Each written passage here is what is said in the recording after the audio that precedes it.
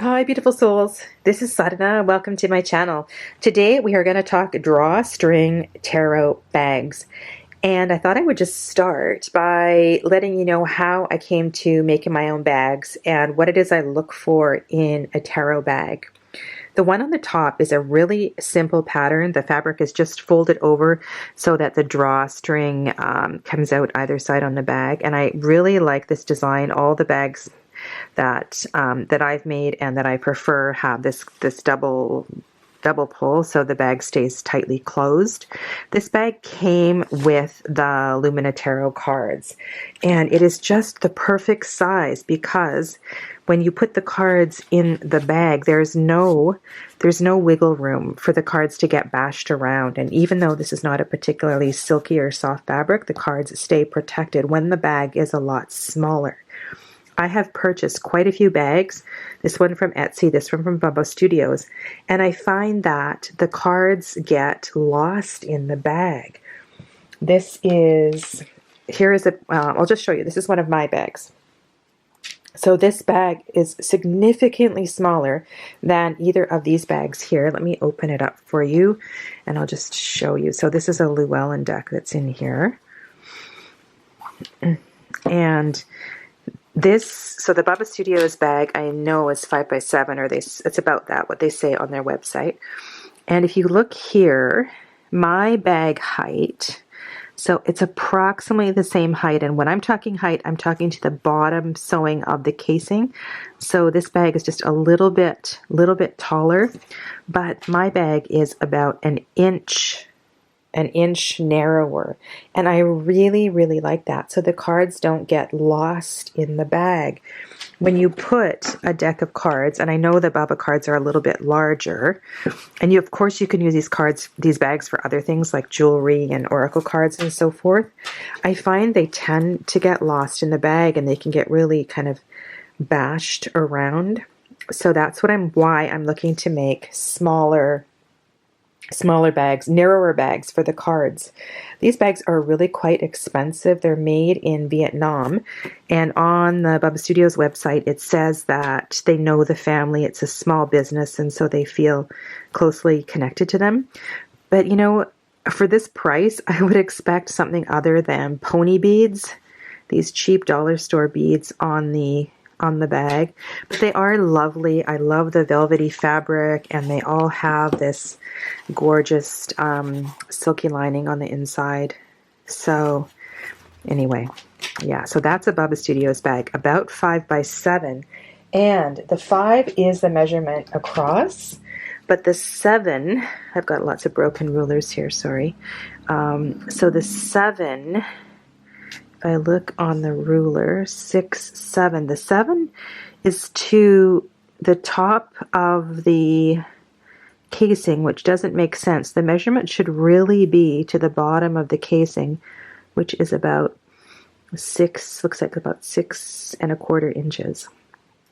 So we're going to look at how I size my bags as well too. One of my projects is to make a mini bag for my trimmed Llewellyn, as well as the trimmed Shadowscapes, which is now significantly smaller. And I thought I would show you this one. So I wanted to make a bag for my Enchanted Tarot cards, and this one turned out not quite right. So I'm just going to show you. When I close this on the cards, it's just a little bit not long enough. And for my liking, I'd like the bag to have a little less room over here. So I'm going to recut and remake that bag, and I'm going to show you how I go about making a better fit for the cards. Before we actually get to the steps of making the bag, I thought I would show you just what the relationship is between the uncut fabric and the size of the cards. So this is the Enchanted Tarot, which is a huge deck. Let me fold this over for you. This is the one that I decided I'm going to make a little bit longer bag, and then I'll use that other bag for jewelry or something. So you can see I've got about an inch on either side of the cards, and then, you know, a good a good 2 inches on the top so I can make a decent size ruffle. And then here's the fabric for the Llewellyn Lo Scarabeo size cards. And you can see again,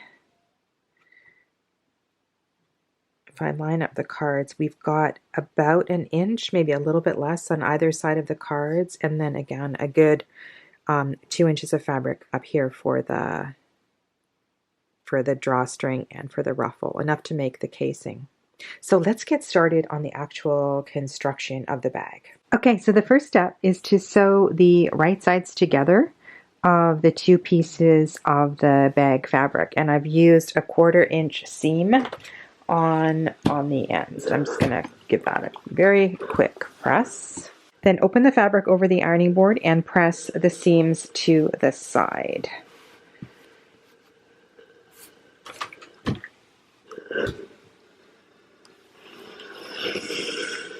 The next step is to turn the fabric so that the liner fabric goes to one side and the bag fabric goes to the other. And then you're going to match up these 2 seams, and you'll see that the seams that I pressed are going in the opposite directions. I'm just going to open this a little bit, and I'm going to line up these 2 seams here and then just pin them.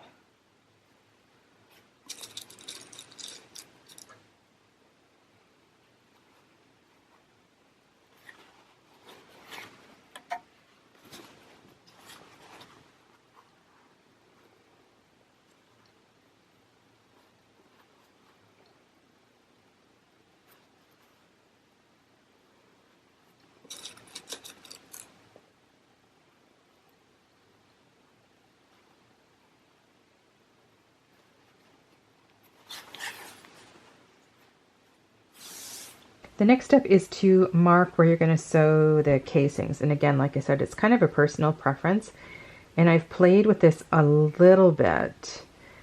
And the 5/8 seam just seems to be a little bit short. So there's 1/2 inch, there's 5/8. So I've been going to more of a 6/8. And then you really do need 3/8 for the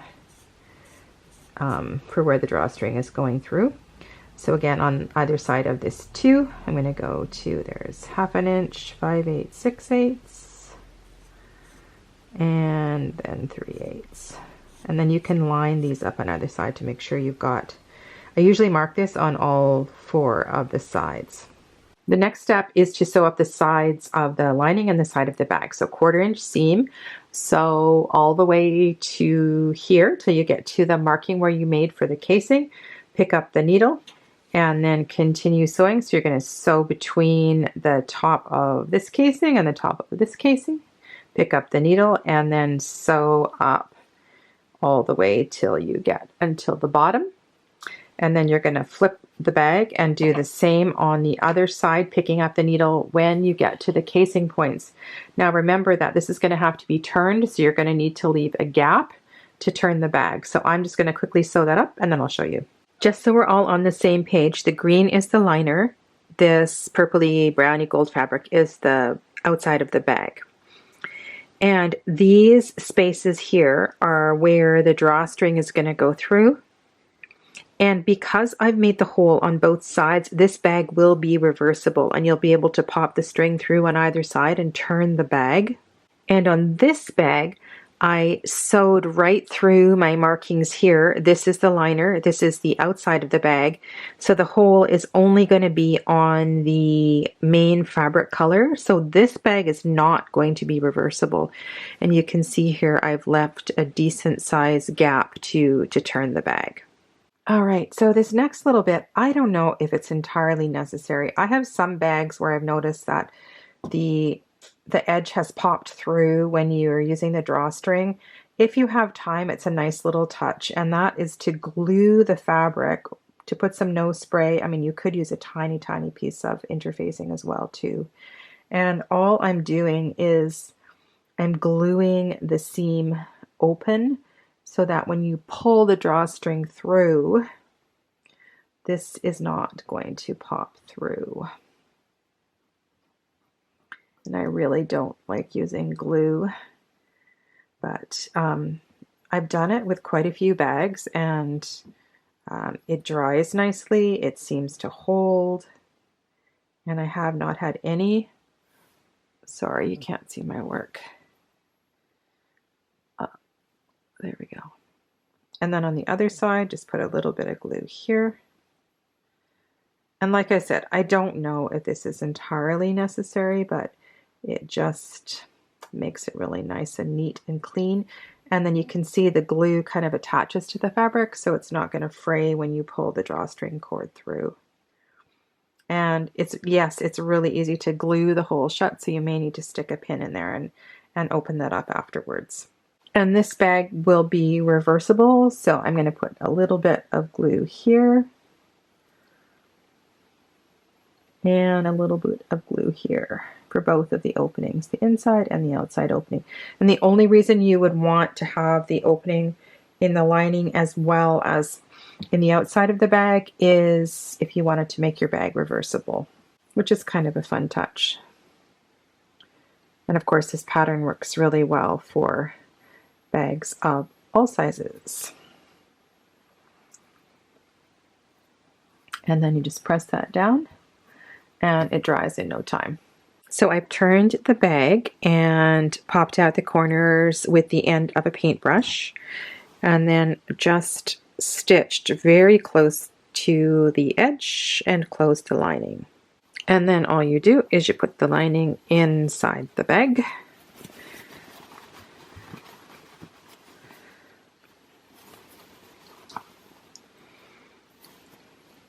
And just match up the top of the bag. And at this point, I do usually press it so that the lining and the top of the bag sits nicely before I do the top stitching. Because the last step, of course, is the top stitching. So here you can see the opening, the little hole. So I'm going to do the top stitching on either side of the hole. And then basically the bag is done except for threading the rat tail through. This is the bag with the top stitching complete. And again, I decided to increase this from 5/8 to 3/4 of an inch, just because it looks a little bit nicer with a bit more of a ruffle on the top of the bag once the drawstring is closed. And this is 3/8 of an inch. I don't have the sufficient markings on my sewing machine. So what I do is I keep my eye, I have a 20 millimeter mark on my machine, which is about 6/8, 3/4 of an inch. So that one is easy. And then I have to eyeball a 1/4 inch space when I'm sewing this seam. So it's a little fiddly, but you know, we do it for love, right? And then the rat tail. So what I use for the cording generally, it's called rat tail. What a horrible name. This one is from Michael's Dazzle It Rat Tail, and you can buy it online, lots of different places. It just makes really nice cording, and I'm going to just show you what I do. Remember, this one I only have the opening on one side, so I'm going to feed in the rat tail. Hopefully I haven't, now you can still see the glue. There's a little bit of discoloration from where the glue is, but that will disappear and dry in no time. And so I'm just going to feed through. I'm going to make sure that we're in the right place so I can see my darning needle there. Feed all the way around to the other side.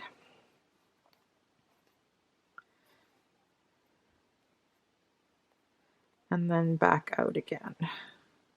Sometimes the darning needle gets caught on that little bit of fabric that is folded back underneath. So that's one of the reasons it's really nice to glue it. And then pull that right through. And I don't like to waste this cord. I mean, it's not expensive, but it's not cheap either. So then I pull it to whatever length that I want, which is probably like that much. And then cut it. And then do the same going in the opposite direction.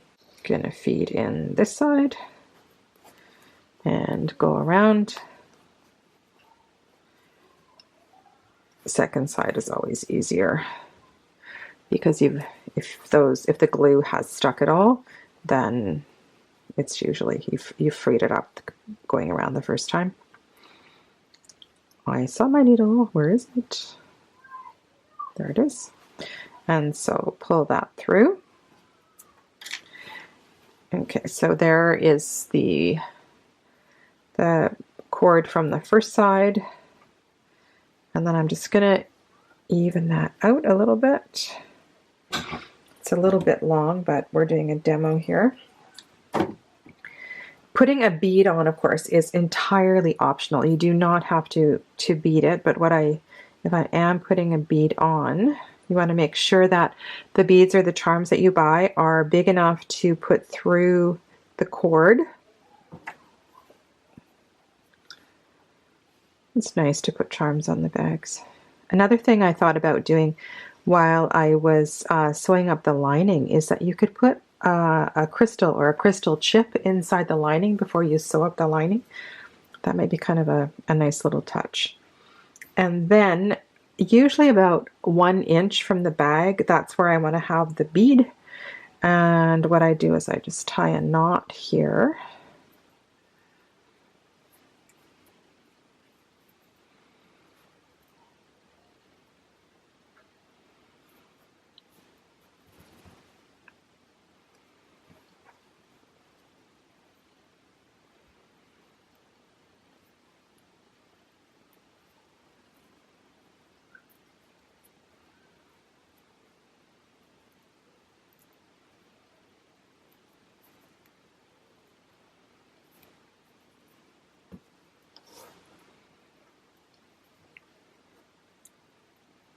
And try to get it approximately the same on the other side. And then when you pull the drawstring, the cord gets really long. And some people like these dangly cords, but I find they're just messy and they get caught in the bookcase where I store my bags. So usually I trim mine. If I was making a bag for somebody, I could also ask if they wanted long dangly cords or not, or you could do this yourself too, right? And then just without touching the flame, I just want to make sure, because some people like it when they get all frayed. And I noticed also on the Bubba Studio bags, these are all, it looks like they're intentionally frayed open, but I prefer to not have it frayed. And then you know, because it looks like fringe, right? Some people like to have that fringy look, and that's personal.